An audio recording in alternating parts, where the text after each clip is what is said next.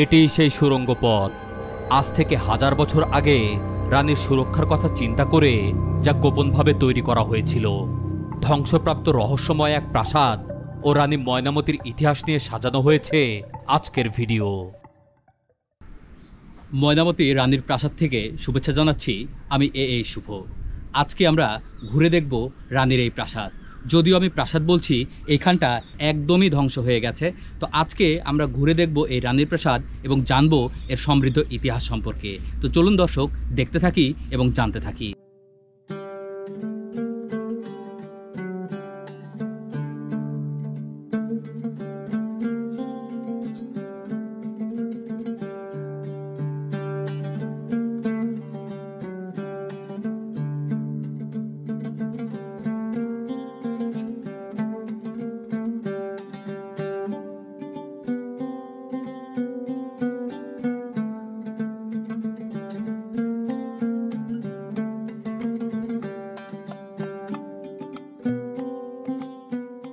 ধ্বংসপ্রাপ্ত এই প্রাসাদটি কুমিল্লা জেলার বুড়িচং উপজেলার ময়নামতি ইউনিয়নে অবস্থিত।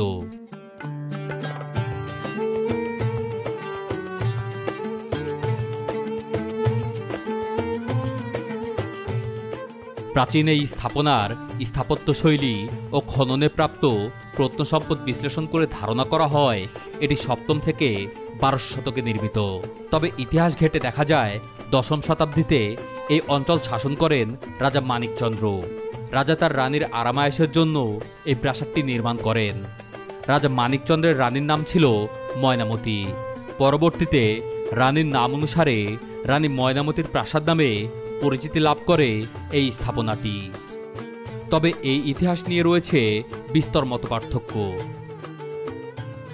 7ম থেকে 12 শতকে এই অঞ্চলে প্রায় 50টি বৌদ্ধ বসতি গড়ে ওঠে, যা মূলত বৌদ্ধবিহার বা ধর্মশিক্ষা কেন্দ্র ছিল। তাই অনেকেই মনে করে এই স্থাপনাটি মূলত একটি বৌদ্ধবিহার। 19 শতকের গোড়ার দিকে আগরতলার মহারাজা কুমার কিশোর মাণিক্য তার স্ত্রীর জন্য এখানে একটি বাগানবাড়ি নির্মাণ করেছিলেন। আর এই কারণেই নাকি এই প্রত্নস্থানটির সাথে রানীর নামটি জুড়ে যায়।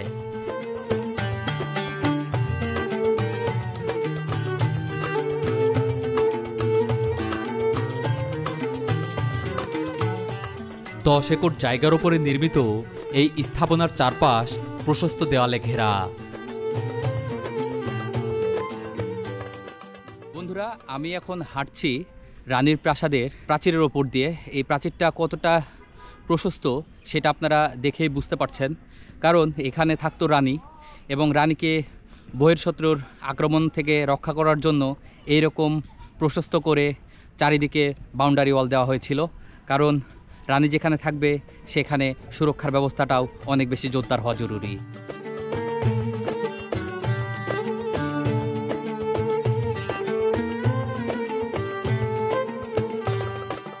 1988 সালে এখানে প্রথম প্রত্নতাত্ত্বিক খনন কাজ শুরু করা হয়। খননে একটি ক্রুশাকৃতির বৌদ্ধ মন্দিরের 4টি নির্মাণ যুগের স্থাপনা উন্মোচিত হয় এবং 3 মিটার গভীরে একটি সুড়ঙ্গ পথের সন্ধান মেলে। সেই সুড়ঙ্গ পথ ধরে খনন করলে এই প্রাসাদের সন্ধান পাওয়া যায়। পরবর্তীতে 2018 সালে সর্বশেষ খনন করা হয়। প্রত্নতাত্ত্বিক খননে বিভিন্ন সময়ে পোড়ামাটির ফলক, তাম্রলিপি, মূল্যবান প্রত্নবস্তু ও অলঙ্কৃত ইট আবিষ্কৃত হয়।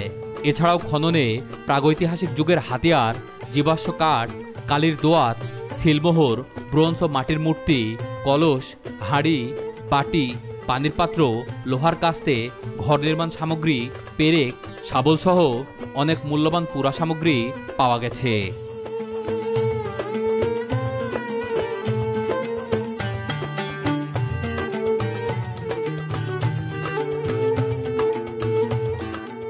এই প্রাসাদটির একদম মাঝের অংশে রয়েছে গুপ্ত এক রাস্তা। দূর থেকে দেখে কুয়ার মতো লাগলেও এটির ভেতরে প্রবেশ করলে দেখা যায় এইখান থেকে প্রায় 6টি সরু গলি চলে গেছে বিভিন্ন দিকে।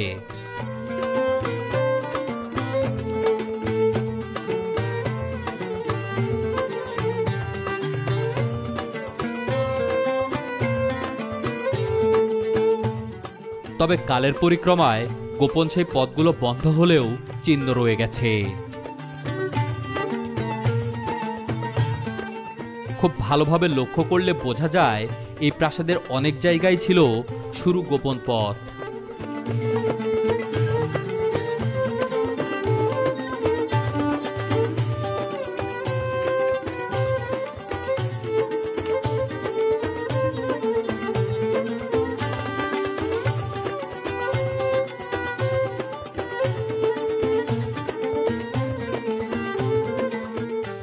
হাজার বছর আগে নির্মিত হলেও এই প্রাসাদে পানি নিষ্কাশনের জন্য ড্রেনেজ ব্যবস্থা ছিল। কালের সাক্ষী হয়ে থাকা এই প্রাসাদটি যেমন মাটির নিচে চাপা পড়ে আছে, ঠিক তেমনভাবেই এক ইতিহাসের ওপর আরেক ইতিহাস চাপা পড়তে পড়তে এই স্থাপনার মূল ইতিহাসটাই হয়তো বিলীন হয়ে গেছে।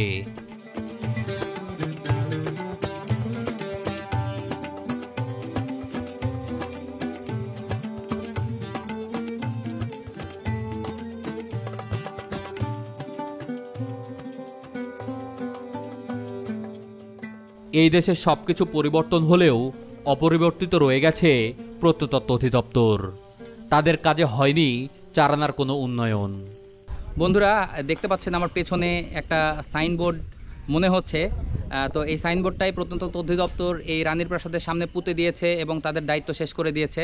যে সাইনবোর্ডে কোনো লেখাও নেই, সম্পূর্ণ সাদা হয়ে গেছে। এখানে যে কেউ সংক্ষিপ্ত ইতিহাস জানবে তারও কোনো উপায় নেই। এইভাবেই অনাদর আর অবহেলায় হারিয়ে যাচ্ছে আমাদের বাংলাদেশের সংস্কৃতি, আমাদের বাংলাদেশের পুরাকীর্তি।